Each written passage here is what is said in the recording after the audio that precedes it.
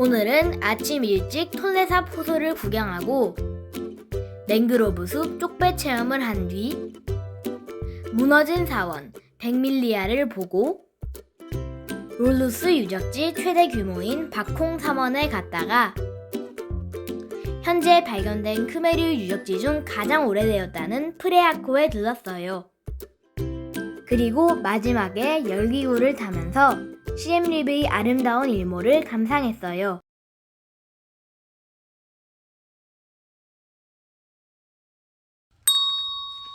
백밀리아 사원에 도착했어요.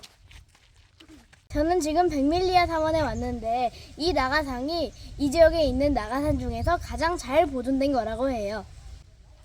나가는 7개의 머리를 가진 뱀신입니다. 나가는 캄보디아에서 신성시되는 뱀으로 캄보디아 건국신화에도 등장합니다. 그리고 힌두교의 창조신화로 유명한 우유바다 피적기에도 등장합니다.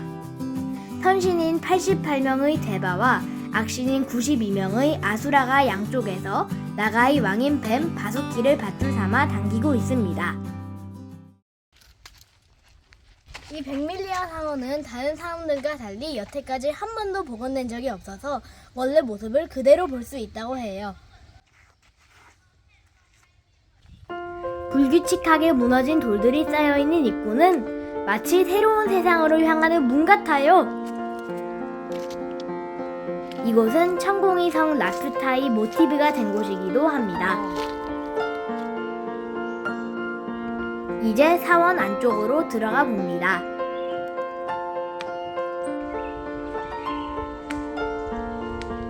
오랫동안 사람들이 자취가 끊긴 이 사원의 주인이 새와 나무 같다는 생각이 들었어요.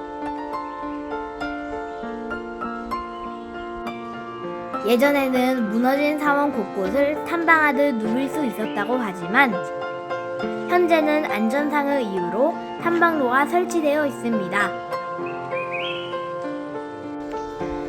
무너져 내린 돌무더기 위로 이끼가 덮여있고 고목이 둘러싼 모습은 정말 미스터리하고 비현실적인 느낌이 들었어요.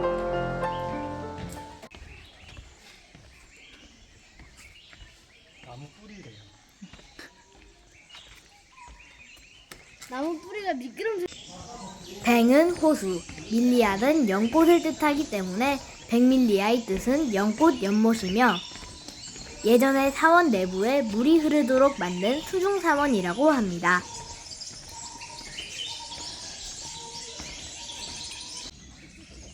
(12세기) 수리아 바르만 2세 때 완공되었다고 하지만 사원의 용도와 시대가 불분명합니다.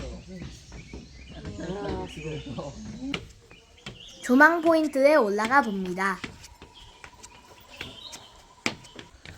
와. 무너진 사원 백밀리아를 한눈에 내려다 볼 수 있어요.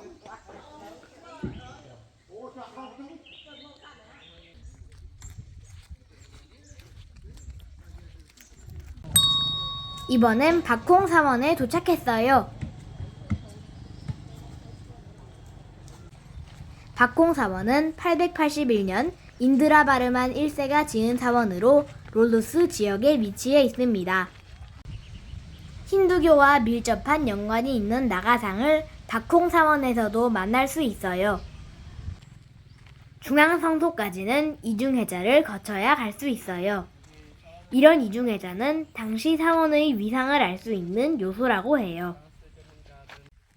박홍 사원은 힌두 사원이지만 바로 앞에 현대식 절을 품고 있어요. 크메르 초기 건축 기법인 계단식 피라미드 모양이며 중앙의 탑은 힌두교의 신성한 산인 메루산을 의미합니다. 양쪽 도서관 사이에는 형체를 알아볼 수 없는 소상이 있습니다. 이제 사원으로 올라가 봅니다. 좁은 문을 통과한 후 눈앞에 보이는 박홍 사원은 정말 거대한 피라미드 같았어요. 1층에서 3층의 각 모서리에는 코끼리상이 배치되어 있고 4층에는 12개의 작은 탑들이 있어요.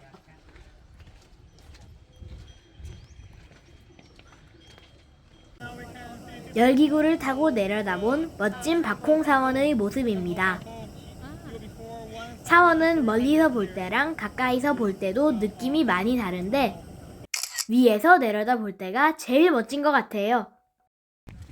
이제 5층으로 올라가 봅니다. 5층 중앙 성소에는 시바신을 상징하는 링가가 있었다고 합니다. 하지만 지금은 현대식 불상이 모셔져 있습니다. 중앙 성소는 큰 연꽃 모양이며 벽면에는 여신상들이 조각되어 있습니다.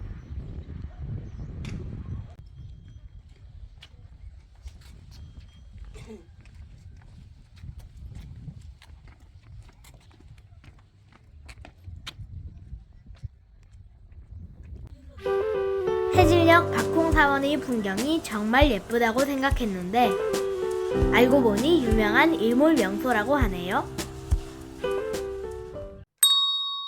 이번엔 프레야코에 도착했어요. 879년 인드라바르만 1세가 선조들이 공을 기리기 위해 건립했다고 하며 프레야코를 만든 후 이번엔 자기 자신을 위해 891년 박홍사원을 만들었다고 해요. 여기는 프레코 사원이에요. 3일 동안 저희가 둘러보는 사원 중에서 가장 오래되었어요. 프레야코는 신성한 소를 의미합니다. 사원은 동쪽을 향해 있으며 앞쪽 세 기이탑은 남신성을, 뒤쪽 세 기이탑은 여신성을 상징한다고 합니다. 앞쪽 가운데 가장 큰 탑에 자이아바르만 2세를, 그의 양옆으로 인드라바르만 1세의 외조부와 아버지를 모셨고 뒷줄이 탑에는 각각 그의 부인들을 모셨으며 사원 자체는 시바신에게 봉헌하기 위함이었다고 합니다. 탑 앞에는 난디라고 하는 소의 석상이 배치되어 있는데 프레야코는 난디가 처음으로 조성된 사원이라고 합니다.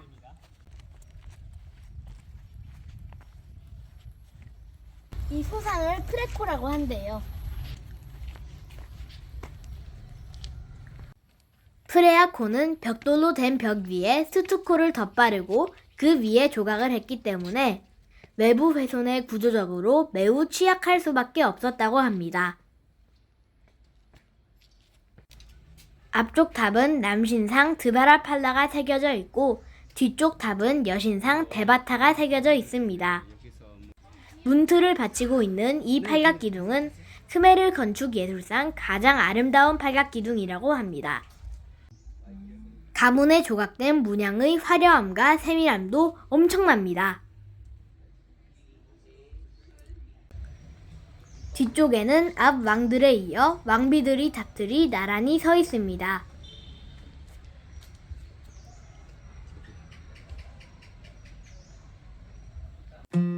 오늘이 마지막 일정으로 열기구를 탔어요. 일몰 시간에 맞춰 박홍사원 근처에서 탑승하고 약 30분간 하늘에서 시엠리비 풍광을 만끽합니다. 숲으로 둘러싸인 박홍사원과 더없이 평화로워 보이는 캄보디아의 농가들, 그리고 해질녘 반짝이는 저 멀리 톨레사 포수까지 정말 최고의 경험이었어요. 시청해주셔서 감사합니다.